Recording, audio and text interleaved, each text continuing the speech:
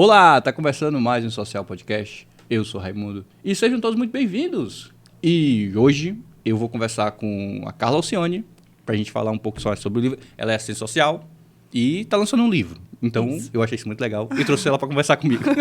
E aí, Carla, beleza? Tudo bem, Raimundo.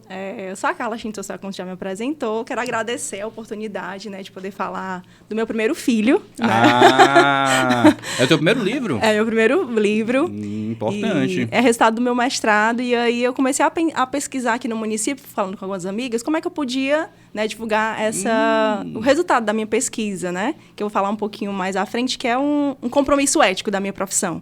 Devolver, quando você pesquisa sobre alguém ou algo, eu tenho que devolver essa informação. E aí, o InSocial foi uma grande oportunidade. Que é isso. Eu fico muito feliz de estar fazendo parte dessa história aqui, porque não é sempre que tem alguém aqui lançando um livro.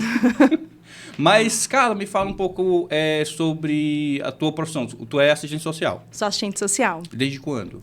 Desde 2012. Já né? tem um tempinho. Uns 11 anos exato, aí, né? fácil. Tem umas experiências aí. E sempre de falar da minha profissão, filho, eu gosto de começar a falar algumas diferenças, sabe? Porque as pessoas confundem serviço social com assistência social e assistencialismo. Ah, não, sim. Né? Então, eu já conversei muito com o Dr. Marcos, que ele também ele é assistente social, e ele sempre falava com a gente sobre isso, sobre as pessoas mal interpretarem assistente social com assistencialismo. E a política ela faz muito bom uso dessa prática, exatamente. digamos assim. E isso meio que ficou difundido como o que é assistência social, é o assistencialismo. Assistencialismo é assistência social. Isso. Mas é bom que você veja aqui para a gente poder conversar um pouco mais sobre isso e tentar tirar um pouco dessa carapaça. Até porque nós temos uma faculdade aqui no município, né? Tem muita gente interessada em fazer o curso de serviço social. E normalmente pensa assim, como eu gosto muito de fazer caridade, ajudar o próximo, né? Eu vou fazer serviço social. O assistente social, ele é um ser caridoso por natureza? Ou ele se torna... ou o curso o torna? Pronto, na verdade, o curso faz você ter uma visão crítica. Então, por isso que a gente começa falando, serviço social é um curso, né, superior, que você faz uma faculdade de 4 anos, tem uma legislação, e aí você se torna assistente social. Né? Você faz o seu registro no conselho da profissão e você se torna um assistente social. A assistência, ela é uma política pública, igual à educação, à saúde, à previdência. Né? Então, as assistentes sociais trabalham na assistência, mas não é a mesma coisa. A gente sempre gosta de falar isso. E assistencialismo, ele é muito o voluntariado, né? Eu gosto de ajudar os animais, eu gosto de ajudar as pessoas. Aí você faz por vontade, né?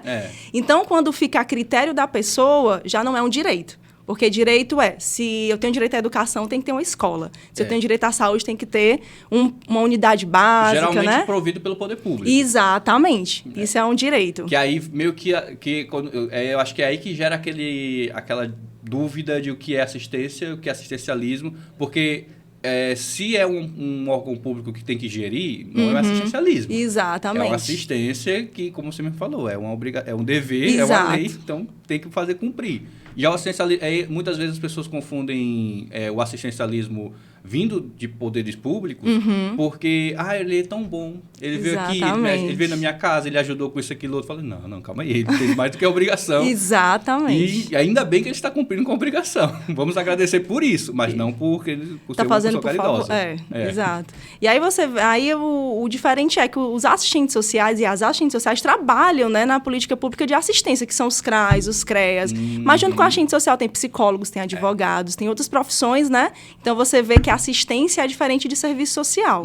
Então eu gosto muito de começar falando da minha profissão sobre isso, porque como é uma profissão muito feminina, temos homens, mas é uma profissão que sua maioria são mulheres.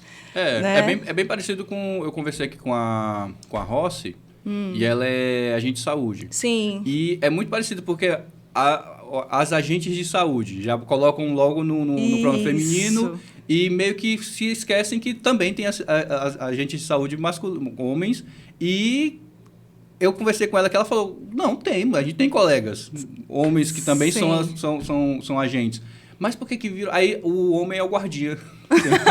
Aí, meio que, aí, mas tem mulheres também? Tem mulheres também, mas é o guardinha.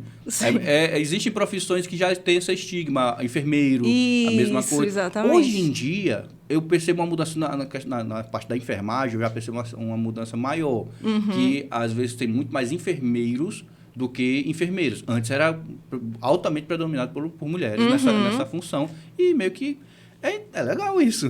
Entendeu? É legal essa mudança até na parte da assistência. Por que tu acha que nesses cargos de mais... Eu sei, mas eu quero saber se... Eu tenho a minha opinião, na verdade. Por que existem mais mulheres nesses cargos mais de cuidado, de trato? Pronto. Aí tu já vai entrar no livro. Né? Já vamos entrar aqui no livro. Porque a gente vai falar de um tema que é chamado desigualdade de gênero. Né? Então, dentro da forma que a gente vive, nessa forma de viver, né, que a gente chama muito capitalismo, tem algumas funções. Né? Os homens têm a função de prover, a função... Tem alguns papéis. E as mulheres é muito destinado ao papel de cuidado. Por isso que quando você fala assim, a maternidade... Né, atípica, você nunca vai pensar em um homem, porque a mulher gera aquela criança, mas a sociedade diz assim, ela gera e tem que ser a única responsável. O homem participa se quiser, né? Então, quando você... E aí, algumas profissões se tornaram isso, né? Tudo aquilo que é relacionado a cuidado fica muito ligado às mulheres. Enfermagem, serviço social... Mas isso muito pelo viés de confirmação. O viés de confirmação é muito isso. Você vê mais mulheres cuidando dos filhos enquanto o homem... vai trabalhar, vai prover, com o mesmo jeito que você mais via enfermeiras, você mais via agentes de saúde, você mais via assistentes sociais. Sim. E isso torna um viés de confirmação de que é mais mulheres, é um cargo mais feminino, uma coisa mais do trato. Mas eu acho que também, fora o viés de confirmação, que confirma, é muito do ser. A mulher ela é um ser um pouco mais cuidadoso, um pouco mais gestora. Entendi. E isso eu acho que não facilita. Eu acho que ajuda na prática do ofício. Entendi. Acredito eu. O homem ele tem essas características também? Tem. Mas eu acho que na mulher isso é mais acentuado. Pronto, é isso que a gente traz no livro, sabe, filho? Assim, que isso é acentuado porque a gente é ensinada desde sempre, né? É uma construção social. Isso, aí o livro traz muito que... Não é desmerecendo o trabalho de cuidado, né? O livro vem dizer que quando esse cuidado, ele tira... a autonomia, a liberdade, a sobrecarga, isso vai trazer muitas consequências. Né? Então, por exemplo, a mulher ela aprendeu o processo de cuidar, de ser mais calma, de ser mais tranquila. Não foi algo nato, né? A gente parte do serviço social, que é um serviço social crítico, a gente parte do pressuposto de que isso é aprendido. Da mesma forma que eu acredito que você, né, enquanto homem, desde pequeno, se tivesse compreendido que o cuidado ele é para todo mundo, que uma casa ela tem atribuições de todo mundo, né? Todo mundo tem que cuidar, tem que limpar, tem que educar, tem que olhar para o outro com cuidado. Isso não é um papel feminino, é um papel de todos. É um papel de quem quer uma casa limpa. Exato. Com um ambiente tranquilo, né? Então, assim, o livro vem trazendo muito isso, que tudo é possível ser construído. Aí, hoje, o que é que nós temos? Essa função só das mulheres e o que é que vem causando para elas? Uma sobrecarga muito grande, né? Por exemplo, uma mulher que trabalha fora. Hoje, as mulheres não têm mais condições de ficar só em casa, né? Sim. Muitas mulheres, elas trabalham, elas cuidam dos filhos, dos pais, dos irmãos. E aí, como é que essa mulher vai pensar nela enquanto mulher? Vai pensar em se aperfeiçoar profissionalmente, né? Vai até ter tempo de se cuidar. Não tem. Você imagina trabalhar até 5 da tarde, chegar em casa, tem que cuidar de uma casa, de um filho, de um marido, ser bonita, legal, interessante. Essa aí se quiser. Eu digo as cobranças sociais, sim, né? Sim. Então, isso, o livro vem trazendo muito... Quando você escolhe, era muito bom se a gente pudesse assim, eu quero ser mãe. E essa escolha tivesse assim, porque eu sei que eu vou ter uma companheira, um companheiro que vai estar ali do meu lado. Hoje, as mulheres não. Rapaz, eu fiquei grávida, e agora? O que é que vai ser de mim? Perdi minha vida. Assim, né? Cara, realmente existe eu queria traçar contigo aqui um paralelo, porque você tem a experiência. Sim. E eu tenho as dúvidas. Certo. E assim, esse status quo, ele tá mudando? Você vê alguma mudança? Porque, na minha visão, tá cada vez ficando mais diferente. Sim. Eu tinha amigos na minha infância que eles tinham, sei lá, irmãs, mãe, pai, tudo, a família bem estruturada, bem direitinha. maneira melhor possível. Sim. E eles tinham as tarefas domésticas iguais a do outro irmão mais velho, da irmã mais nova. Todos eles tinham. Coisa que eu acho que no período da minha avó, isso era muito mais complicado. Sim, sim. Porque realmente o homem ele tinha que estar no roçado. A gente vem de uma família de pessoas mais carentes que moravam na serra. E ele tinha que estar no roçado. E a mulher ela ia prover dentro de casa o que fosse necessário. Era bem partido, era uma coisa bem certa. E já da minha geração para cá, eu já vejo essa mudança. Eu acredito até que essa nova geração ali, sei lá, anos 2000, assim, já está muito mais... Ou você percebeu uma certa... Os anos 90, eu sou de 90. Os anos 90 vieram a construção social, que bateu um pouco de frente com a anterior, mas nos anos 2000 talvez tenham tirado um pouco o pé, ou isso só acentua mais? Não, mudou sim, foi demais, mais, né? Você vê... Que bom. Não é um tema que a gente vai falar agora, mas a gente vê muito que tudo aquilo que dói, a gente luta para sair dessa dor, né? Então, eu estou trazendo isso porque como o problema, sabe, filho, não é a divisão. Porque tu tem que ter uma divisão, né? Se eu estou numa casa, se você tem que sair para trabalhar, alguém vai ter que cuidar da casa. Isso não é problema. Isso sempre existiu, essas divisões, né? Até porque antes, como a mulher paria, o neném chorava, então como é que eu ia caçar e afastar o animal? Então tinha que ficar com a criança. Isso, né? Por exemplo, né? Lá... Se você for usar de exemplos bem antigos. E aí você vê que esses mesmos exemplos são usados hoje. Por exemplo, eu tô falando de uma coisa tão antiga, mas que quando a mulher vai parir, só ela que tem a licença de 6 meses, porque ela vai ficar sozinha com o filho. Por que o homem também não tem a licença de 6 meses e os dois cuidarem daquele novo ser? Né? Então, estou trazendo... Mas mudou muito. Exato. Principalmente por conta do feminismo, né? Que por isso que eu falo, quando alguma coisa dói no seu corpo, você começa a dizer, rapaz, eu tenho que sair dessa dor. Né? Então, ao longo do tempo, as mulheres vieram lutando para dizer, ei... Tudo bem, o processo de cuidado a gente não é ruim. Mas por que esse processo é inferiorizado? Né? O problema é ser um trabalho inferior, sabe? Eu falo inferior porque, por exemplo, a gente não ganha por isso. Por eu passar o dia lavando, limpando, cuidando de criança, ter que cuidar psicologicamente dos seres da casa. E financeiramente eu ganho o quê? E numa sociedade capitalista, você vale o que você... Você julga um pouco, a sua valia pelo o seu ganho. O que você ganha. E aí você vê que o problema não é a divisão, é como essa sociedade dá importância a uma coisa e outra. Né? Então, é importante quem ganha dinheiro e está fora trabalhando, e quem está em casa com aquela sobrecarga é por amor. Mas esse amor adoece, né? Esse amor, essa sobrecarga, ela adoece muito as mulheres.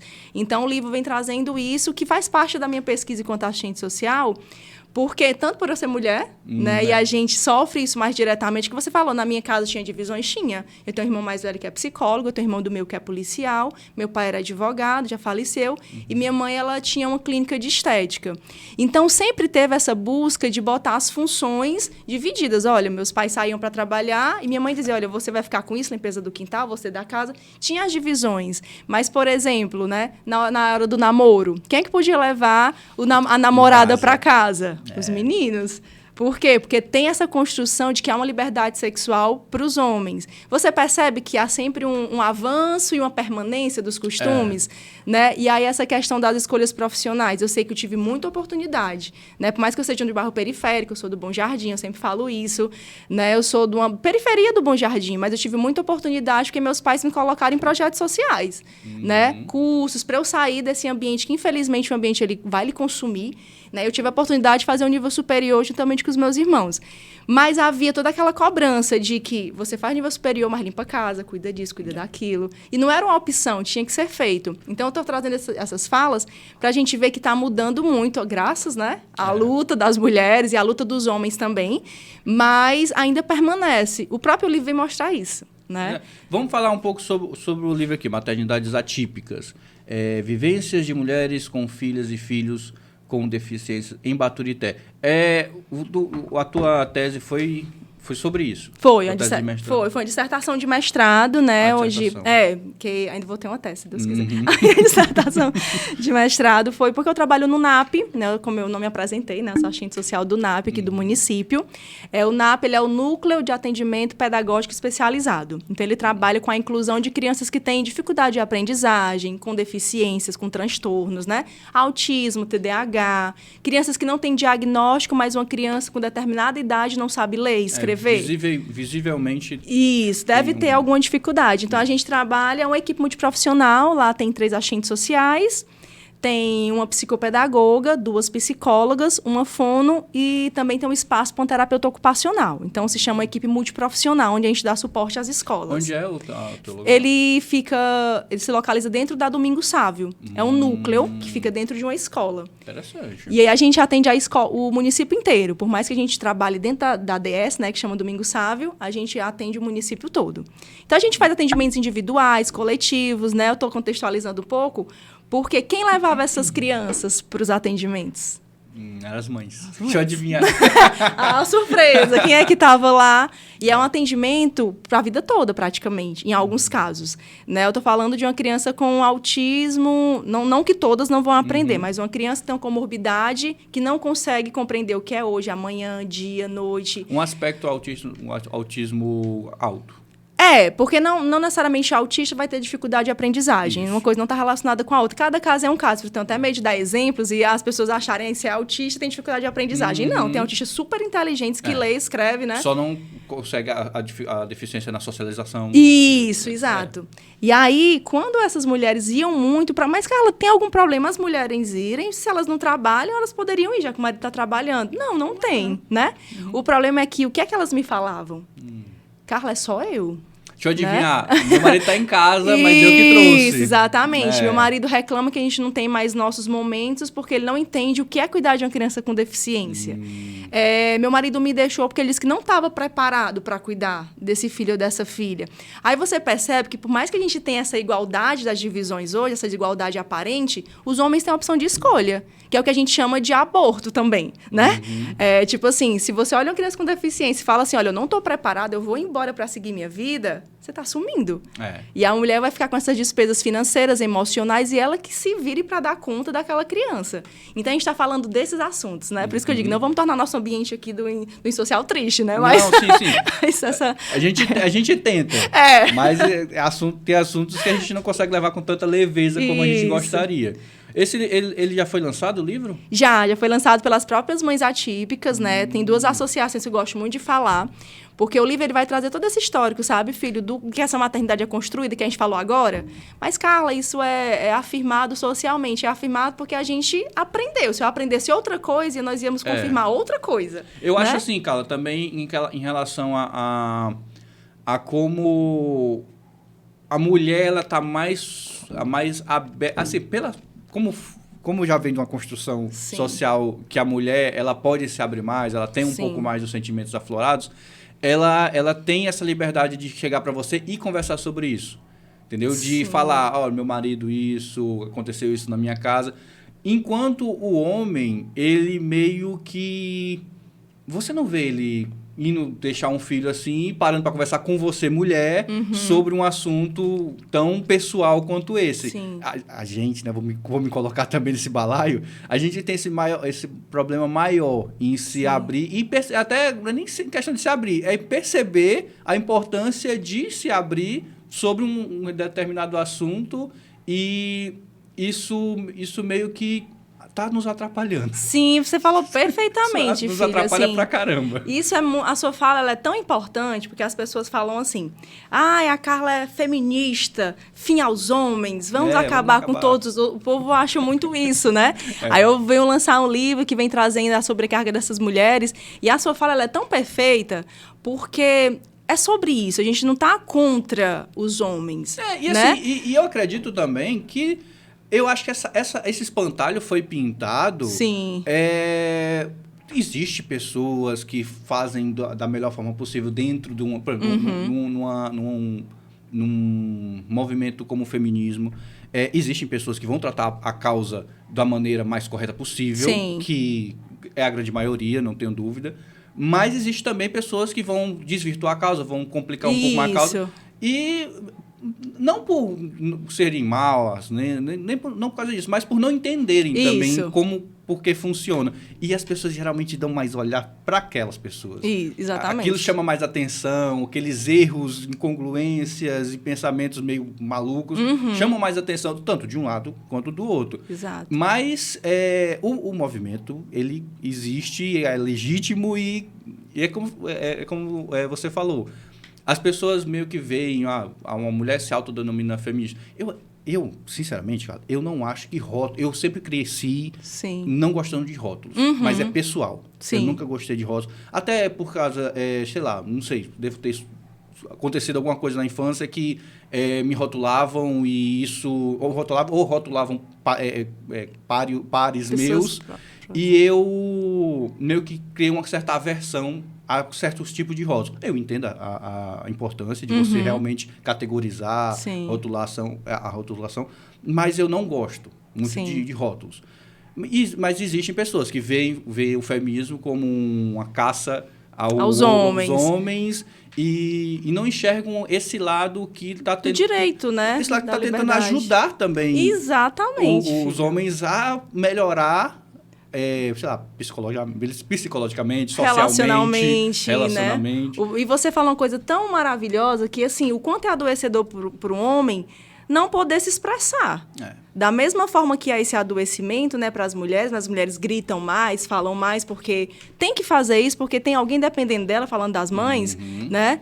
Mas os homens, eles sofrem com isso, quando eu não posso expressar meus sentimentos, quando eu tenho que ser valente e violento, né? Porque se você é uma pessoa que gosta de olhar para o outro, do cuidado, vixe, aquilo ali, como se ser gay fosse algum problema, né? Tipo assim, vixe, fulano é gay, tá? E qual o problema, né? Coitado, né? Ele é gay. Então, eu trago esse assunto, você falou perfeitamente o quanto esse local que o homem tem que ficar. O homem não chora, o homem é violento, se o homem não sabe lidar com o problema, foge do problema, não fale sobre. Aí você disse, mas, Carla, isso daí traz tanto prejuízo, e é sobre isso que o feminismo fala. Que o quanto que a gente chama, né, machismo, né? Que o machismo a gente começa desse processo de construção.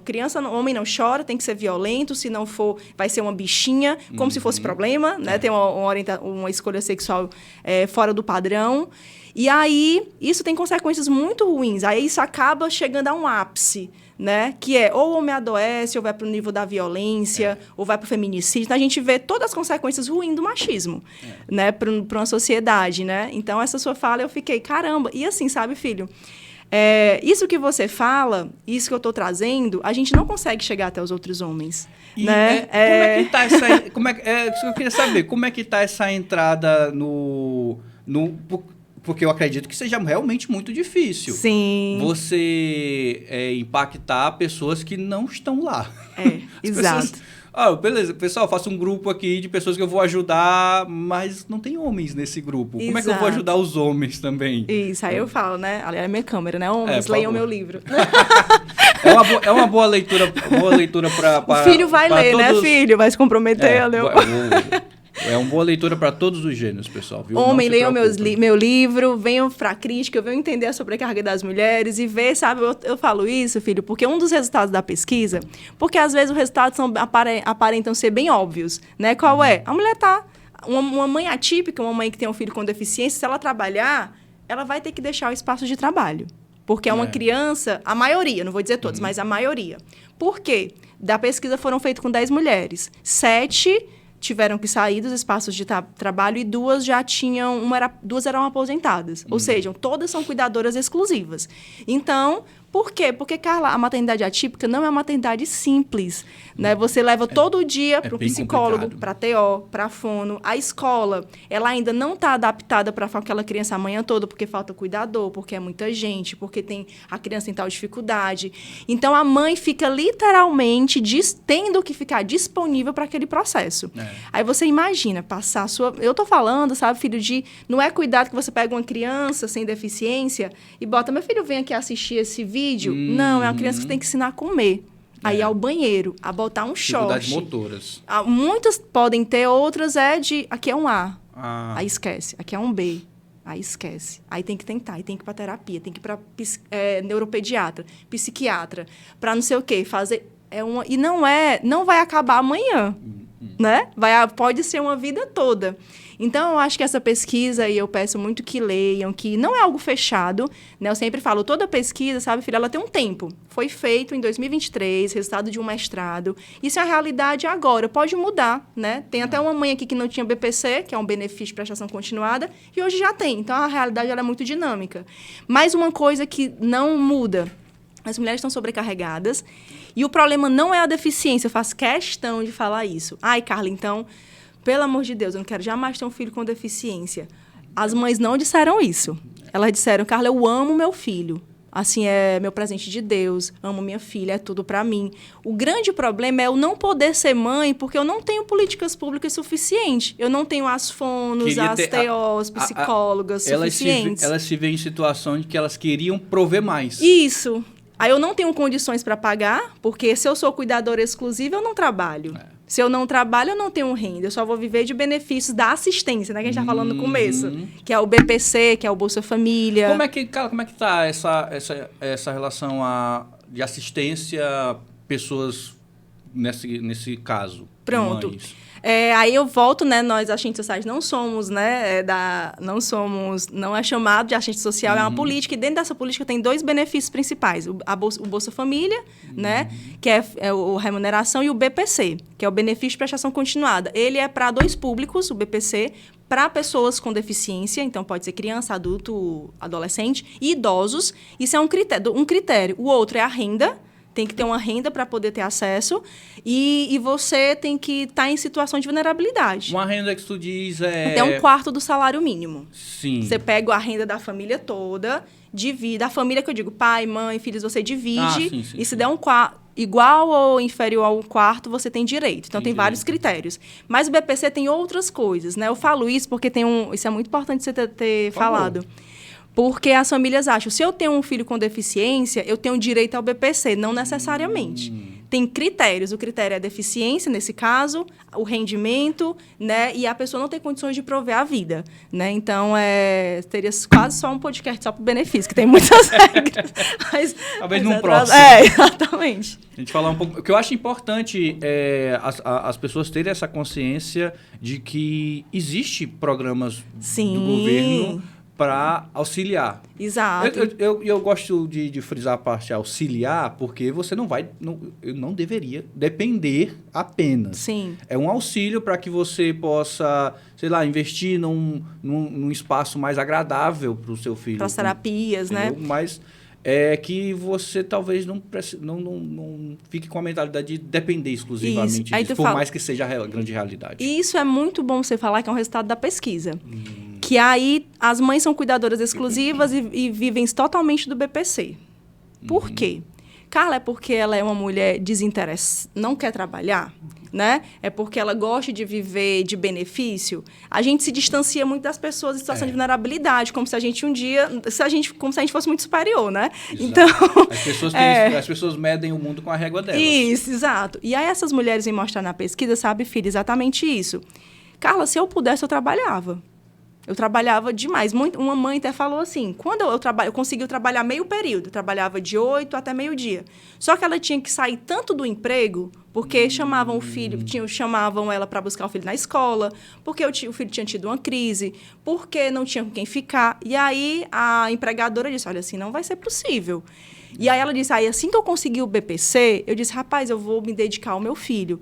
E aí você fala, mas Carla, ela não podia conciliar BPC com trabalho? Não, porque se a renda dela aumenta, ela perde o benefício. Então, o próprio critério do BPC fala, se a renda familiar aumentar, né? Porque não é um benefício só por ter deficiência. A família vai perder esse benefício. A gente pensa na realidade de Baturité. Tem emprego sobrando, né? Não. Os empregos são informais. Então, você, às vezes, né? Eu posso estar falando besteira aqui, você trabalha uma semana numa casa para ganhar 400, 500 reais. né? Como doméstica, como cuidadora de crianças. Como é que você vive com R$500? E a realidade dessa maternidade atípica não me permite passar uma manhã o dia todo disponível para alguém. Porque eu vou ter que sair direto. Olha, segunda tem terapia, quarta tem psicólogo, quinta tem não sei o quê. Tem que levar para o médico, meu filho não está conseguindo ficar na escola. E aí vem as outras questões, né? Eu sou sozinha. O pai está trabalhando, a minha filha não consegue ficar, ele só me aceita. Você percebe o quanto essa realidade é bem desafiadora? Uma coisa, cara, não sei se existe, você vai poder me esclarecer, que seria muito bom se existisse não sei se um programa, mas alguma espécie de trabalho em conjunto do setor privado com o público, para que a gente entrasse no acordo, meio que um jovem aprendiz. Sim, sim. Lembra não, né? Existe esse programa ainda, que eu falo como se eu fosse criança ainda. Ele é um programa onde o jovem ele sai do ensino médio, já entrando na escola técnica, no caso aqui, e já entrando no mercado de trabalho, e onde o governo ele auxilia o empresário a bancar aquele funcionário ali por um certo período, um período mais curto, ou pela manhã ou pela tarde. Já pensou se existisse uma coisa dessa para pessoas com familiares que são cuidadores de pessoas atípicas? Sim. Não seria muito interessante você ter aquela verba não, né? Não vamos falar, não é só dinheiro, é mais pela oportunidade. Condições, você ter aquela oportunidade de... Eu vou conseguir empregar aqui uma mãe que tem as suas dificuldades para cuidar dos seus filhos, mas ela tem o seu horário flexível, né? E até flexível. Porque muitas vezes, como você fala, existe a emergências que ela tem que cuidar.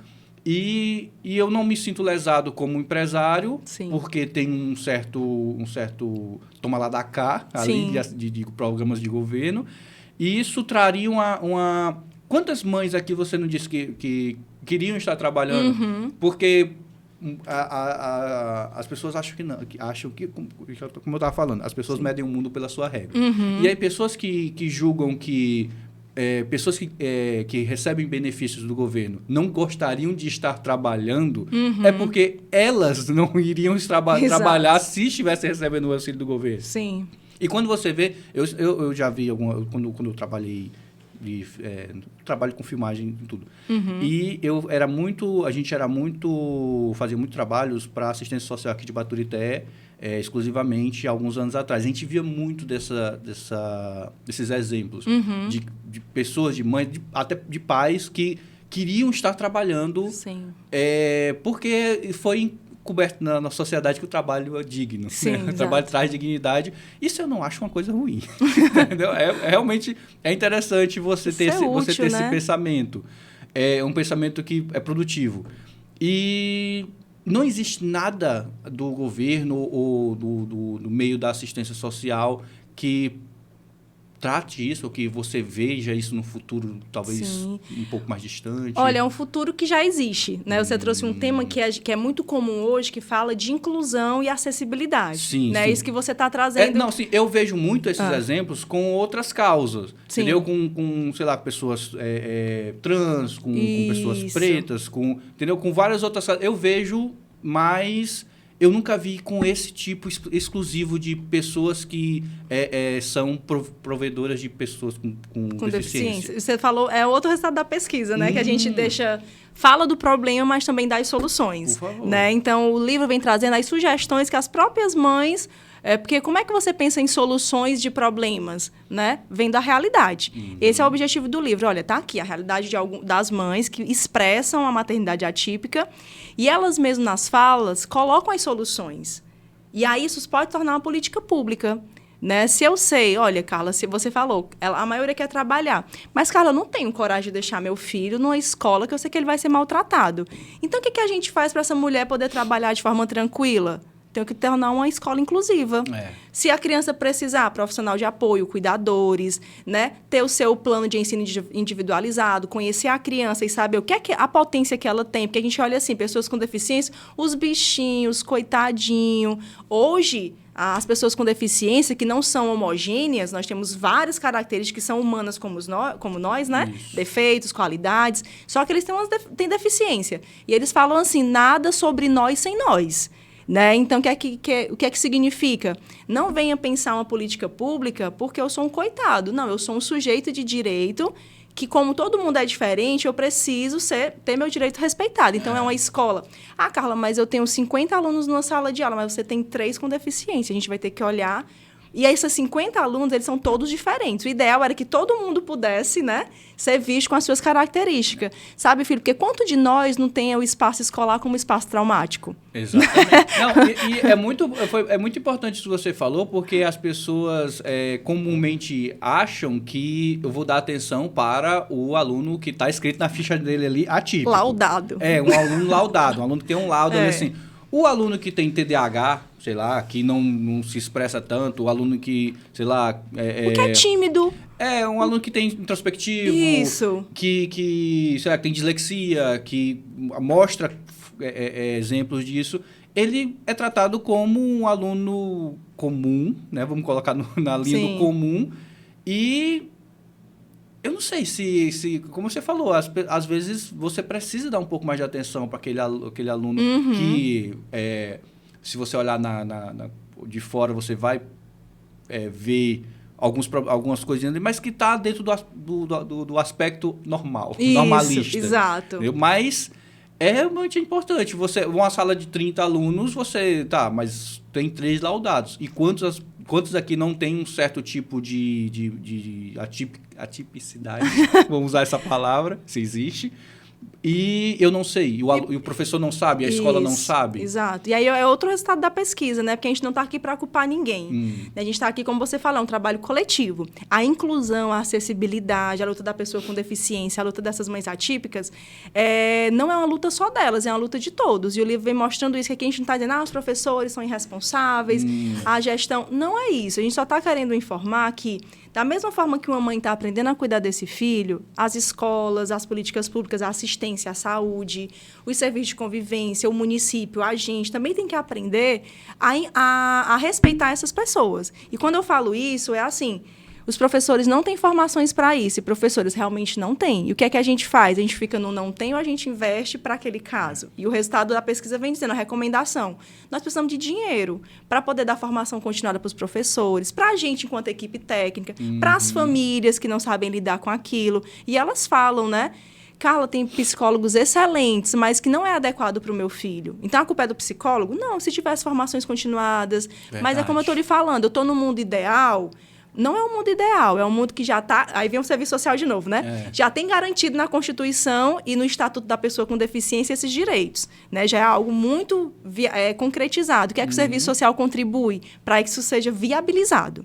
Né? Então, esse livro, que a gente chama uma profissão interventiva, a gente pesquisa, a gente tem que conhecer essa realidade para ver qual aquelas violações, quais as potencialidades das famílias e garantir direitos. Né? Garantir não, desculpa, viabilizar, porque os direitos já estão garantidos. Né? Então, exatamente, então a gente viabiliza. E isso que você está trazendo é muito o que o livro está mostrando. Né? Aqui não tem uma super solução, a solução foi dada por essas mulheres, que é uma tentativa, porque é baseado numa lei, elas só estão pedindo o que tem de direito.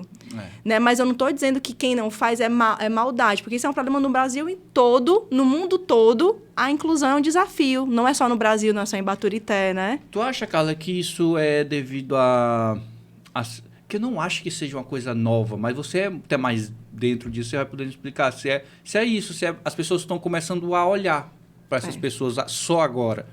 Será que o atraso tem a ver com você não estar tão no processo mais avançado de ajuda? É o contexto, né? Como eu lhe falei, a gente falou do feminismo. Você falou, Carla, hoje eu acho que as coisas estão mais divididas. Foi um processo de muita luta, né? Então, não foi a gente ficar em casa aguardando. E da mesma forma com as pessoas com deficiência e com a maternidade. Hoje eu falo muito da maternidade atípica, porque antes a gente falava muito assim... Vamos lutar pela independência das pessoas com deficiências, mas tem pessoas com deficiências que não vão ser independentes. Elas vão precisar de cuidar da vida toda, né? E tinha muito isso mesmo, cara, de você via muita campanha de acessibilidade para pessoas... PCD, né? PCD, né? Pessoa portadora de deficiência. E essas campanhas, elas serviam para um tipo... Um público, né? Público. A gente pensa em deficiência, uma pessoa cadeirante. As né? pessoas ligam muito a isso. Uma pessoa que se locomove com ajuda, precisa ter assistência. E a pessoa que não consegue interpretar o ambiente em volta? Exato. Ela também precisa disso. De cuidado, né? Mas tu acha que... vamos lá, um pensamento meu. Sim. Eu acredito que a política, ela é muito... A política da sua casa. O vereador, sei lá, o deputado, pessoas mais do legislativo, eles vão trabalhar mais investindo em leis, em programas que vão auxiliar se ele tiver um exemplo próprio. Entendi. Eu acho que as pessoas têm tem muito disso isso ainda. Tem. Eu tenho...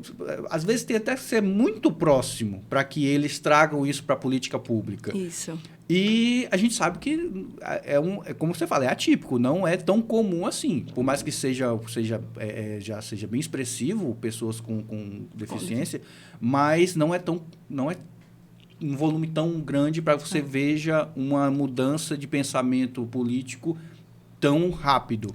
Aí entra a parte das pessoas que têm empatia, né? Que é o mínimo que você espera. Infelizmente. Aí você vê, sabe, filho, que você falando isso, nós temos um número muito grande de pessoas com deficiência. A diferença, né?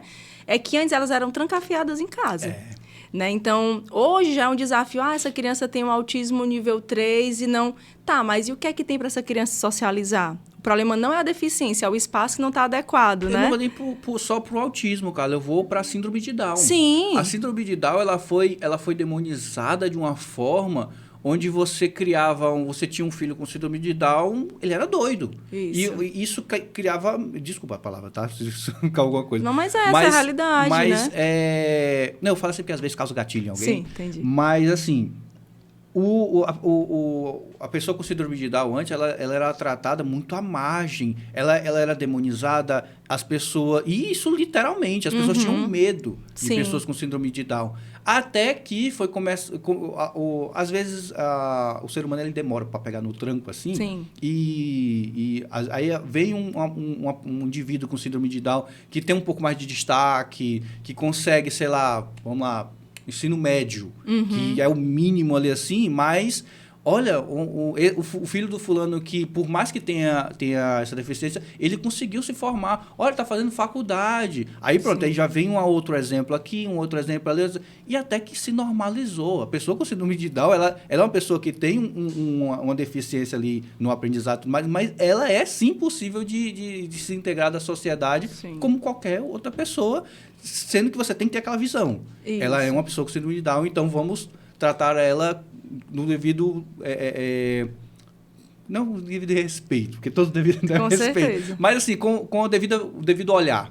E se você fala de uma coisa, essas histórias que você trouxe são pessoas que tiveram condições, né, de se desenvolver. Exato. É isso que as mães estão dizendo, Exato. Né? O problema não é a deficiência, o problema é porque não estão me possibilitando condições adequadas para que meu filho e minha filha se desenvolvam, né? Tá, por mais que meu filho possa ser dependente de mim a vida toda, mas vamos oportunizar, porque foi algo que a gente conversou no começo. Todo mundo, tudo é construído.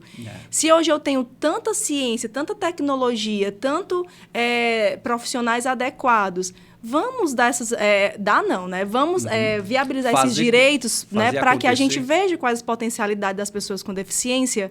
Né? E aí, voltando só um assunto que eu gosto muito de falar, e deixo aqui registrado no município, nada disso foi dado. Né? Como você está dizendo aí, nós tivemos pessoas com deficiência com destaque, mas por trás desse destaque nós tivemos principalmente, não exclusivamente, muitas mães. Né? Porque a gente sempre fala das mães, mas elas não são coitadinhas. Né? São mulheres que têm esses desafios, mas não é uma força de guerreira, uma força de... Porque a mulher tem uma força... Desculpa, tem mulheres que acreditam nisso, mas o livro vem mostrando que ou elas fazem ou elas fazem. E isso vem por meio de muito adoecimento, cansaço, desistência, descrença, porque é cansativo. Então, quando eu vejo uma escola que, olha, a gente tem que ter um profissional de apoio, um cuidador, porque uma mãe veio exigir, denunciou no Ministério Público, porque é um direito. Se é direito, tem uma forma de buscar esse direito. E aí... temos associações no município. Nós temos o projeto Tete Acolhe, né, que é ali na Manga. Tem um trabalho muito bonito.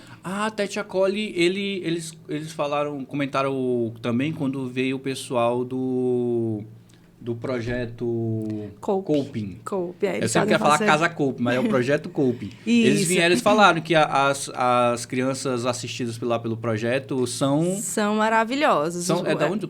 É da Manga. Não, mas o nome do que Tete Acolhe. Tete Acolhe, são do Tete Acolhe. Eu não conhecia. Pronto, e aí são formados por mães atípicas, né? Eu estou dizendo isso porque são essas mulheres que vêm dizer, olha, o direito já está aí. Vamos viabilizar, já que o poder público ainda não está viabilizando, essas mulheres se organizam e fazem. Nós temos a AFAB, que é a Associação de Famílias Atípicas de Baturité, formado por quem, Carla? Por mães que vivenciaram tudo isso que vem no livro, sem acesso à escola inclusiva, sem terapias adequadas. Então, a AFAB funciona ali na Avenida Domingos Sávio, eu não lembro, sei muito endereço, mas tem a Selene, a Claudete, né? São pessoas que trabalham nessa associação, que eu estou trazendo essas associações, e tem outra associação que é também sobre as famílias de crianças com autismo aqui no município, mas eu não conheço muito. Ou seja, eu estou trazendo que, diante desses desafios, nós temos mulheres, mães atípicas, que estão dizendo, a gente sabe fazer. Porque a gente sente na pele, e a gente que vai dizer o que é que nossos filhos precisam, até eles crescerem, né, quando tiver seus 18 anos, já vão ter tido as condições de vida, e a partir dali, como qualquer adolescente e criança, virou adulto, eles vão poder ter opções de escolha. Porque quando eu não dou a base, né, filho, aí eu vou criar adultos sem condições de escolha. Aí só porque a criança um adulto com deficiência não vai ter opção. Não, o que a gente está lutando é para quando ele chegue nessa época, nesse período, ele possa ter as escolhas, né? E é isso que essas mulheres vêm dizendo. E não é só ficar em casa, elas vão para a luta. Não, mas isso é muito... Você me lembrou de um ponto muito importante, que é a fase adulta dessas crianças. Que a gente costuma muito falar da criança com deficiência, da criança com síndrome de Down, da criança com aspecto autista, e esquece do adulto. Será que isso não é um reflexo da gente não ver essas pessoas? Com certeza. E eu digo assim, eu vou até... reformular. Não, vou até pedir desculpa para baixar um pouco o clima, porque muitas dessas pessoas com deficiência, elas acabam não chegando até a vida adulta. Sim. E você, meio por essa estimativa, você acaba não vendo uma política que vai prover que essa pessoa acabe se desenvolvendo e chegando na vida adulta. E principalmente formação, né? Você vê e se usando e se vendo como um exemplo. Que é o que eu estava falando sobre a síndrome de Down, que ela era muito marginalizada antes, quando eu era criança, principalmente, não faz muito tempo. E hoje em dia já é uma coisa muito mais comum, muito mais levada. As pessoas com síndrome de Down estão vivendo em sociedade. E quanto disso a gente... Pessoas com autismo, eu acho um pouco mais... até um pouco mais parecido com a síndrome de Down. Mas agora um PCD, uma pessoa com mais deficiência, um surdo, uma pessoa cega. Né? Você não vê muitos exemplos em sociedade de convivência, até porque a sociedade não está preparada para conviver com essas pessoas. Exatamente. E aí você trouxe um ponto que essas pessoas, se a gente tem dificuldade de incluir crianças e adolescentes, eles não... Tem pessoas com deficiência que não vão chegar ao ensino médio. Você imagina no nível superior. Então... aí eu volto a falar, na sociedade que você vale o que você tem pela sua formação, se eu não chego ao nível superior e não tenho a oportunidade de escolher igual a qualquer outra pessoa, eu vou ser excluído da sociedade. E aí é muito mais fácil eu taxar como uma pessoa desinteressada, olhar com um olhar de penalidade. E quem que gosta de precisar do outro? Né? E aí a gente esquece pessoas com deficiência que não são iguais, né? A gente fala pessoas com deficiência e parece que é tipo... Tem um bolo, pessoas com deficiência. Parece que é uma coisa só, assim, quando na verdade, do caucasiano para o caucasiano já é totalmente diferente. Né? Então, se você for ver o estatuto, nós temos cada pessoa com deficiência sua característica. Tem os surdos, tem os cegos, tem pessoas com transtornos, é um mundo de coisas. A gente esquece que as pessoas vão fazer sexo. vão trabalhar, se apaixonam, vão querer ter filho, vão querer as mesmas coisas que a gente pensa assim, é pessoa com deficiência. Então... Essa pessoa não tem atração. Não tem nada. Não sente atração por nada. Eu não vou incluir porque ela não tem sonho. Não tem vida, não pensa. Não quer, não almeja, sei lá, ser, sei lá, piloto. Isso, e a gente fala assim, eles falam, nada sobre nós sem nós. Quer saber sobre mim? É o que eu sempre falo. Carla, mas você está trazendo essa bandeira, né, essa militância aí. Mas não é isso. Na verdade, é porque às vezes a gente torna uma coisa monstruosa com algo simples. Se você não sabe a deficiência, como você falou no começo, por que você não pergunta? Né, o que as mães sempre falam. Meu filho não é chamado para um aniversário, Carla. Como é que falam muito de inclusão e socialização, mas a vizinhança já torna esse preconceito de não, eu não sei. Mas e aí? Mãezinha, eu tô fazendo... Mãezinha não, desculpa, esse termo não se usa. É muito diminutivo, né? Assim, é colocar a mulher no lugar que ela não é mãe, ela tem um nome, ela é uma pessoa fulana. Seu filho tem transtorno de deficiência tal. Vou fazer um aniversário pro meu filho. E como é para ele? Se você acha que tem condições de ele vir, é a questão do bar... Tenta se informar, né? Porque às vezes nessas mulheres, não é feio você perguntar sobre a deficiência. Não é pessoa portadora, é pessoas com deficiência. A gente tirou o portadora porque a pessoa com deficiência não pode tirar. Tira e bota. Isso. Então, assim, você tem deficiência? Tenho. E aí você conversa sobre isso. Igual sobre a gente conversar sobre o outro. As pessoas tornam isso uma monstruosidade. Não é laudado, eu não posso nem me aproximar, sabe? E assim, essa visão é importante. É o preconceito, né? Eu não tinha parado para pensar nessa visão de que a criança, que ela pode até ter o mesmo convívio social na escola, com os coleguinhas, mas o ciclo de amizade, como é o ciclo de amizade entre elas? Porque a criança ela vai espelhar o que vê em casa. Sim. Se em casa ele vê a mãe se afastando ou afastando ele de pessoas com uma certa deficiência, ele na escola ele vai exemplificar isso na cabeça dele e vai repetir. Isso. Ele vai espelhar. E o quanto disso também não foi, Carla, é uma construção, deixa eu pensar aqui, dos próprios pais antigamente. O quanto disso não foi afastar o filho. Como você falou, antigamente as pessoas trancafiavam o filho que tinha deficiência e ele se tornasse um adulto, ele ia se tornar um adulto trancafiado ainda, só naquele âmbito familiar e só. E isso meio que traz... se leva para esse futuro, onde as pessoas têm problema, têm dificuldade de chegar... Qual a dificuldade do seu filho? Qual a deficiência dele? É isso, aquilo, outro. Tá, ele pode ir para o aniversário do fulano, porque eles são colegas. Aí você pergunta, você faz o questionamento. Ele vai dizer, ele pode, mas eu queria que evitassem bater palma. É possível? Fala assim, olha... Infelizmente, não, mas vamos fazer o possível para tornar o ambiente mais agradável. Chega cedinho, vê lá os coleguinhas na hora dos parabéns, eu lhe informo, e aí você vai buscar ele, entendeu? Isso é possível, mas, né? Mas assim, vamos levar... A gente está falando de uma sociedade que... Excludente. Todo mundo... uma sociedade quase que utópica, onde as pessoas conversam. Eu acredito. Onde as pessoas conversam. Olha que loucura. As pessoas conversam e levam em consideração que foi ouvido. Verdade. Aí, você não vai conversar com a médica. Por quê? Porque você tem medo do julgamento. Não é que você você vai julgar, você tem medo de não ser bem interpretado também, Você perguntou isso mesmo? Você não tem vergonha de ter perguntado isso para a pobre mãe que tem o seu filho? Deixa eu perguntar. É muito o que eu tento fazer aqui no social. O que é deixar as pessoas mais abertas a perguntas e a conversa. A conversa ela pode ser boa, a conversa ela pode ser ruim e é normal. E reconhecer que a gente não sabe tudo. E é normal. Se você quer saber sobre uma pessoa, você pergunta a ela.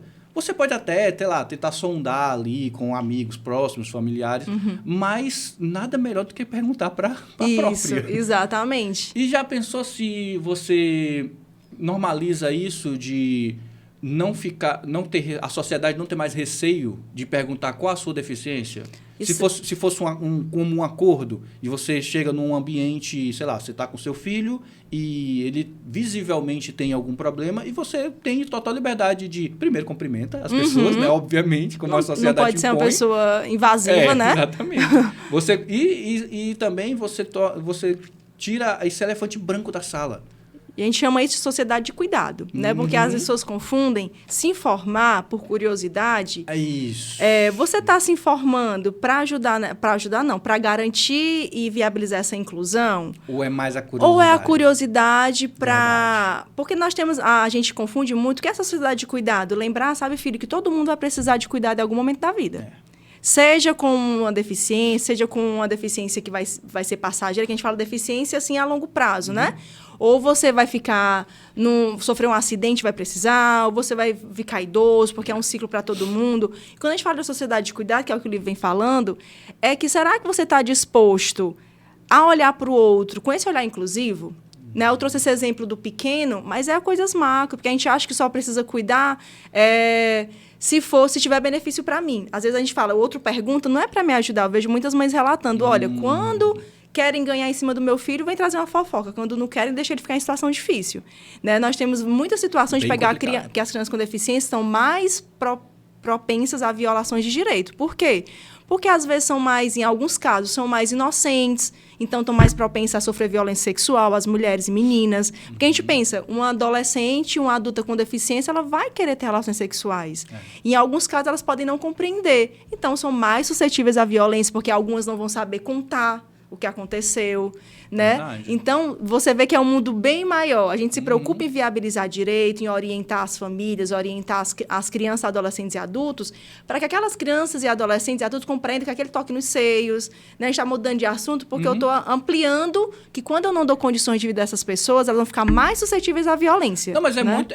faz total dentro aqui do assunto o que você está falando, em relação à sociedade começar a enxergar pessoas assim como parte dela. Isso. Você vai trabalhar com alguém com autismo, você vai trabalhar sim, você vai estar na escola sim, com alguém com síndrome de Down, você vai ter um colega cego, você vai...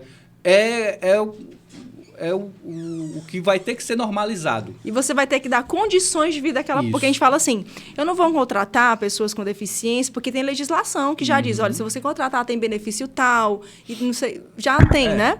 E aí eu não vou contratar porque é muito trabalho. Porque se for uma pessoa surda, você vai ter que ter um intérprete de Libras. Isso. Ou você mesmo tem que treinar uma equipe. A equipe toda, e tem que treinar. Além do intérprete, né, você tem que treinar a equipe toda. É mais difícil, mas tem que incluir. E assim, né? E o quanto disso... Carla, não vem...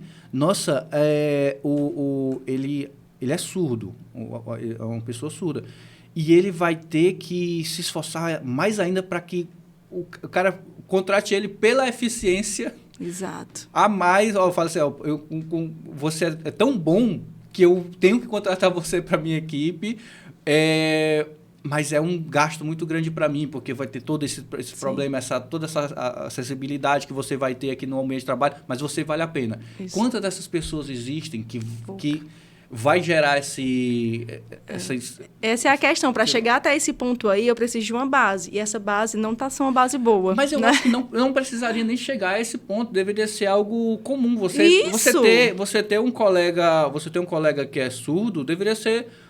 não, tem dois lá na minha empresa onde eu trabalho, tem duas pessoas, tem um homem e uma mulher que são surdos e a gente tá e consegue. Eu não tenho uma obrigatoriedade, você não pode impor também pro ser humano individual a obrigatoriedade de, você tem. Não, seria muito bom se você soubesse Libras, se você soubesse interpretar Libras para um convívio social. E se fosse uma disciplina na escola, que a gente português, matemática, você vê a prioridade? Porque já está legalmente garantido que tem que ofertar disciplinas, mesmo, né? Tudo, e aí eu não sei português, matemática, nem ciência, nem física. Eu não sei, eu aprendi. Eu tive que aprender para tal objetivo. E por que a gente não pensa nas condições das pessoas com deficiência, línguas, né? Português, você aprendeu português. Aí uma língua internacional, inglês ou espanhol. Exatamente. Tá, mas e Libra? Vamos aprender Libras. Que já é uma exigência constitucional, né, legislativa, de que tem que ter. Mas não é um investimento. Né? Então, é verdade. É bem... É dar condições, sabe, filho? Nós temos crianças o último exemplo aqui, né? Que eu sei que já está chegando. Nós temos algumas crianças surdas. Você vê a diferença. Chegaram outras crianças surdas e elas se tornaram melhores amigas. Porque elas falavam a mesma língua, elas se entendem. E antigamente... Eu fiz aspas, tá, pessoal? Eu fiz aspas. Antigamente, quando essa criança ficava só num local que ninguém sabe Libras, nem a gente quanto profissional, uma família que não sabe, uma sociedade que não sabe, ela ficava no intervalo só, e às vezes com a intérprete. Quando chegou outra criança... Gente, você vê a potencialidade dessas meninas no sentido de, cara, nós temos ciclos de amizade, a gente gosta de andar junto, a gente tem as fofoquinhas, a gente tem... Imagine se toda a escola soubesse Libras. Se todas as crianças tivessem a oportunidade de chamar... E aí eu tô falando do negativo, mas tem muitas coisas positivas. Ainda mais, graças a Deus, que existem crianças e adolescentes. Que eles protegem uns aos outros também. Quando você explica uma criança e adolescente que aquele colega, sim, né, ele vai precisar de ajuda, vai ter várias crianças que vai dizer, olha, deixa fulaninho, ele é meu amigo. Então, assim, a gente está falando algo ruim, mas se eu ensinar, o processo de cuidado, ele é aprendido pelas crianças e adolescentes. A Aline traz alguns exemplos para a gente, que ela é professora diretamente, e mostra também o cuidado de algumas pessoas. Olha, não faz isso com fulano, não. Né? Por mais que não saiba expressar, mas há um cuidado, por mais que né? inicialmente seja uma coisa meio que tratada como... o coitadinho. Não faz isso com o bichinho e tudo mais. Mas, futuramente, isso pode se tornar a pessoa entender de que... nossa, não, tudo bem. Eu tratava daquela forma porque era o conhecimento que eu tinha na época. Sim. Mas eu já entendi que eles são normais e tá tudo certo. Vamos incluir com normalidade. Porque, às vezes, existe a inclusão por piedade, por pena. Entendeu? Sim. Que eu não sei, obviamente, não sei não, né? Obviamente não é a melhor das opções. E também existe pela luta, entendeu? Pela obrigatoriedade. Sim. Você é obrigado a fazer isso. Tá, vou fazer de birra, mas eu sou obrigado a fazer. Exato. E nenhuma dessas duas, nem a de pena, nem a obrigatoriedade. A obrigatória é a ideal. É a que... Eu acho que se você perguntar para qualquer pessoa com deficiência, ela vai dizer, não, eu preferia que fosse somente por querer. As pessoas querem me incluir, as pessoas querem me ter no ciclo de convivência. E outra coisa também, vamos lá. Eu sei que a gente está num clima, num assunto não tão propicioso, mas, assim, existem pessoas com deficiência que também são muito chatas. Sim, são pessoas. Exato. E a gente tenta colocar todo mundo nesse mesmo balaio. E que não é. E existem pessoas chatas, pessoas que realmente a convivência é insuportável com essas pessoas, igual qualquer outra pessoa. A gente quer dizer que elas querem ter oportunidade de poder ser o que quiserem. Assim, eu digo isso mais para tirar essa estigma do coitadismo. Do coitadismo, isso com certeza. Porque existe, vamos perceber, existe cadeirante que passa na rua e passa a mão na bunda das mulheres. Sim, o machismo ele não tá só nos homens aí você vai olhar para um homem desse e vai chegar assim, não, ele tá na cadeira de roda, ele tá... Não, ele ainda continua sendo um babaca. Exatamente. Trate-o como um babaca, que tem deficiência, mas é um babaca. Mas, assim, não é esse o assunto. Mas é isso, é normalizar até nesse ponto. Até no ponto que você enxergue também. Cara, não tem nada a ver com ele ter essa deficiência. É porque ele é chato.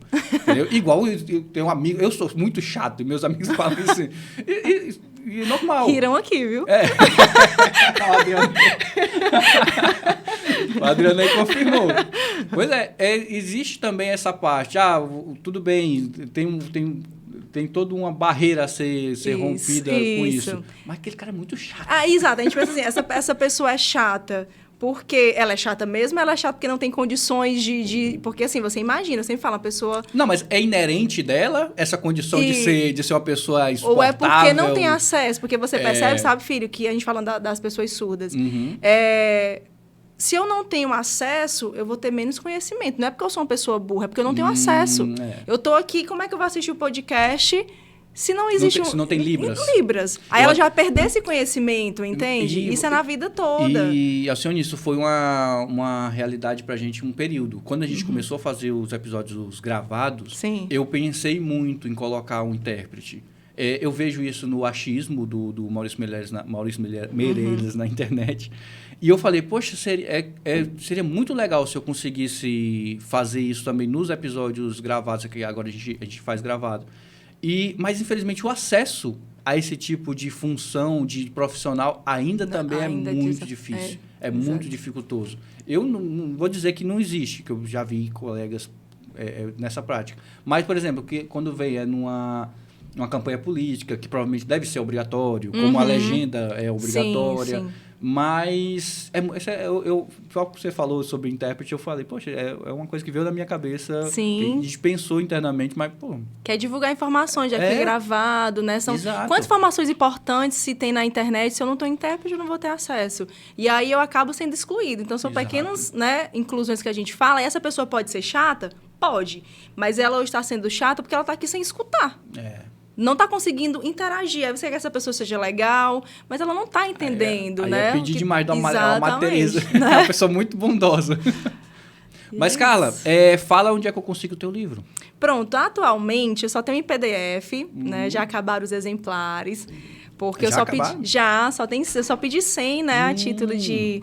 Foi um investimento que eu fiz, mas mais para dar para as famílias atípicas. Elas venderam e o rendimento ficaram para elas. Foi uma publicação tua mesmo ou teve uma gráfica? Teve a Terra Sem Amos, de uma amiga do mestrado, né? A Fernanda. A Terra Sem Amos é um... Como é o nome que chama? Gráfica? É uma editora. Uma editora dessa minha amiga e do companheiro dela. Então, eles são... É bem bacana, porque Terra Sem Amos, eles são uma editora que tem uma perspectiva bem legal, sabe? Sem fins lucrativos, tem uma visão mais, né, de direitos e tal. Então, são livros bem lindos, né? Você vê, bem cuidadoso a formatação. E aí, ela divulgou pra gente, eu pensei em fazer, porque eu quero entregar para as mães, né? Que fizeram parte da pesquisa, e também entreguei para a promotoria, entreguei na assistência, entreguei nas instituições, porque o intuito é esse, né? É o que eu vou finalizar aqui falando, que o compromisso do serviço social é que essa pesquisa não é para mim, eu sempre falo isso. Claro que vem do meu interesse, da minha realidade de trabalho, mas foi algo que me chamou a atenção, pesquisei, fui para o mestrado, eu sou mestre pela UES, né, em serviço social, e...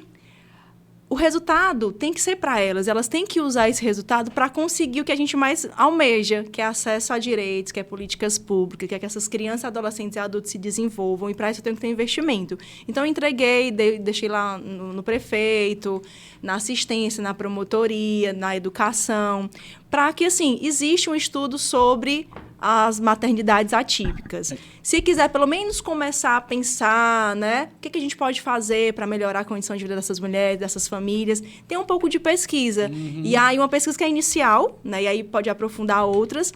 E o meu compromisso ético é muito esse, sabe, filho? Que eu não estou dando voz. Eu sempre falo isso, eu sou repetitiva, tá, gente? Eu não estou dando voz a essas mulheres, né? Quem sou eu para dar voz às mulheres tão potentes e lutadoras como elas? Eu só tive a oportunidade de estudar, escrever, elas me possibilitaram escutá-las, e eu disse, não tem como esse conhecimento ficar apenas numa dissertação dentro da biblioteca. Né? Eu quero transformar em livro, entregar a elas, e que possamos ler e melhorar e pensar em coisas para essas famílias, né? Juntamente delas. Você está sendo uma porta-voz, né? Uma das. Né? Se essa voz ecoar, chegar e trouxer transformações para essas mulheres, eu já vou ficar muito, muito, muito realizada enquanto profissional, enquanto mulher, enquanto pessoa, né?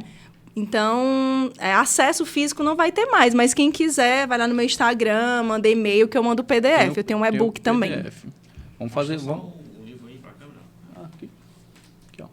Filho prometeu que vai ler. Vou esperar o resumo, viu, filho? Vou esperar o retorno. Pai, cara, não me faça lhe decepcionar, não. Aqui ao vivo. Ei, tu deu uma orelhinha aqui assim sobre alguma... Eu ia ler uma fala de uma mãe, por mas... Favor. Não, por favor, se não for pedir muito. Eu sempre leio, né, pra gente entender um pouquinho essa realidade. É bom para você dar um exemplo do conteúdo. Sim, o livro ele tem 2 capítulos, é um livrinho fininho, né? A fala dessas mulheres vem no decorrer do livro, e no final tem a conclusão e os resultados, né? E as sugestões. E eu só coloquei um pouco essa desigualdade de gênero, que é a realidade dessas mulheres. Eu leio sempre essa fala dessa mãe, né? Eu acho que ser mulher é mais cruel. Eu já pensei até um dia na brincadeira a gente trocar de posições. Mas agora o nosso filho com esses problemas, as coisas para mim ficaram mais pesadas. Tive que parar de trabalhar, porque diferente dos outros, filhos, o nosso mais novo tem essas coisas de médico direto em Fortaleza. Não é aceito na escola todo dia, essas coisas, sabe? Em parte, essa parte, eu que resolvo, que meu marido trabalha fora, essa parte dos filhos e da casa é comigo. Acho que ele nem sabe direito o nome e a idade dos filhos. Estou quase ficando doida de tanta coisa para resolver sozinha. Né? Tem muito o que você trouxe aqui sobre essa realidade das mães de filhos atípicas que meio que são elas por elas. Elas por elas, né? E aí eu fecho aqui pedindo, né? Que é uma luta que não é delas. Às vezes, sabe, filha, a gente está tão cansada. Quando a gente está imerso em uma dificuldade, uma violação de direito, a gente fala assim, mas por que você não sai da situação de violência? Por que você não quer sair? Você quer sair, a pessoa... Cara que está na situação de violência não está conseguindo nem pensar. Imagine pensar em sair. Ela já desistiu de tanta coisa, né? Então, quando a gente leva esses assuntos... Mas, cara, eu não sou nem mãe atípica. Eu sou pai. Eu sou homem. Eu sou um adolescente. Eu não tenho... Isso aí não é minha área. Mas, na verdade, o que a gente vem trazendo é que é uma luta de todos. Né? Então, quando eu falo igual violência doméstica, violência contra a criança, combate à violência sexual, são lutas que não é das pessoas que estão em situação de violência, porque elas estão ali pedindo, né, a direito, a ajuda. Então, é uma luta que as mães já estão, às vezes, exaustas, né, de falar o mesmo. Será que é difícil eu ver que eu preciso de condição de vida? Né? Então, por isso que eu chamo, né, todo mundo, quem puder ler, se aprofundar. Já é uma dor tão comum que, às vezes, passa despercebido. Isso, e é uma luta de todos. Né? Se todo mundo tivesse essa luta, seria muito mais fácil. Né? E quebrar esse estigma de que só quem sofre aquela violação tem que lutar por ela. Não é isso, né? Algo as pessoas social. De fora têm que ajudar. E outra coisa, Carla... vamos mandar fazer mais, porque isso aqui é FMB, vocês têm um curso aí de assistência, né? Eu queria um resumo dos alunos aí sobre isso aqui. Pô, eu sou professora lá, vou pedir já. Serviço social, desculpa. Serviço social, entendeu? Vamos lá. Isso. Vamos fazer os alunos lerem isso aqui. Isso. Porque, assim, é muito... Quantos livros sobre o tema você vai ter acesso aqui? É verdade. Né? Boa ideia. Vou fazer um trabalho. Boa ideia. Muito obrigado, Carla, por você ter topado vir conversar comigo. Foi muito boa a conversa. Espero que eu não tenha falado muita besteira. Eu costumo fazer isso. É o meu costume padrão fazer isso. Mas dá teu recadinho aí, dá as tuas redes sociais, fala pro pessoal. Pronto, gente. Mais uma vez, o pedido é leiam um livro, né? Vão no meu Instagram, é carla.alcione, podem me pedir aí em PDF que eu envio para leitura. Estou muito aberta para a gente reformular, ampliar essa pesquisa. E eu sempre agradeço principalmente as mães atípicas, né? Para mim, sem a história delas, sem a parceria que eu tenho com elas, não seria possível. Então, vamos lá conhecer a realidade dessas mulheres, conhecer as associações, o projeto que tem no município. Vamos ajudar essas pessoas e que o município, a gestão, também possa olhar, né, essa realidade e pensar esses direitos, né, de forma mais efetiva. Isso. Uma última coisinha aqui, cara, só para encerrar. Instigou abriu a veia autora quando tu fez isso aqui? Olha, filho, passou 2 meses a caixa de livros, viu? Sem ter coragem de abrir, porque... Para mim, é uma responsabilidade você falar de vidas. E aí, ainda bem que foram elas que organizaram o lançamento, né? Elas que me eu fiz parceria com elas e elas organizaram tudo. Eu fiquei muito feliz por elas terem gostado, né? Ter sentido representadas. Mais um outro desse. Não, vamos lá para a tese de doutorado, quem sabe, né? Ah, sim, pretendo. É verdade. Pois é isso. Muito obrigado de novo por você ter topado vir conversar comigo. Eu sempre sou muito grato às pessoas que vêm conversar comigo. E você aí que está assistindo, faz o seguinte, não deixa esse papo ficar só entre a gente não, tá? Clica aqui no botãozinho de compartilhar aqui no YouTube e manda para sua amiguinha, manda pro seu vizinho, pro seu amigo, pro seu pai, pro sua mãe, manda para todo mundo. Manda pro seu amigo que tem um filho atípico. Tá? Que é um papo muito importante sobre direitos e também sobre como a sociedade deve enxergar essas pessoas, tá certo? Então, não se esquece de seguir a gente lá nas redes sociais também. Tá tudo aqui na descrição, né? Tá tudo aqui na descrição. Olha, meu trava-língua aqui. Meu trava-língua. Segue a gente no Instagram, @socialpodcast. Se inscreve aqui no canal e não se esquece de dar o like, tá certo? E vão lá no Instagram da Carla Alcione para agradecer a ela por ter vindo também, tá certo? Eu não tenho mais nada para falar, então tchau, tchau.